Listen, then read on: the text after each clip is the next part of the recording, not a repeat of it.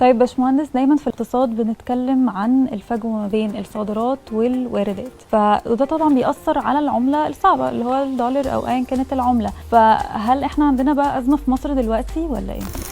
ايوه، احنا بنصدر، واجمالي الصادرات المصريه الصناعيه في 2024 وصل لحوالي 40 مليار دولار، وده رقم قياسي بس مش كفايه فعليا. مصر فعليا عندها صادرات وفي قطاعات شغاله كويس جدا، لكن المشكله لسه موجوده. ليه بقى لسه موجوده؟ لان الواردات اكبر بكتير من الصادرات، وده بيعمل فجوه كبيره في الميزان التجاري، والفجوه دي بتزيد وبتزود الطلب على الدولار، وبالتالي بيأثر على سعر الصرف وعلى توفر العملة بشكل كبير، لأن احنا بنستورد بالعملة دي. تتحل ازاي بقى؟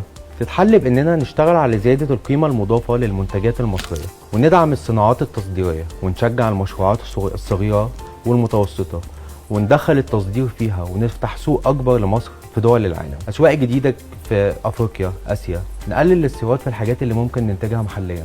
وعلى فكرة احنا عندنا منتجات محلية أحلى بكتير من المستوردة، ونقدر فعلا نستفيد بيها ونستغنى بيها تماما عن المستورد.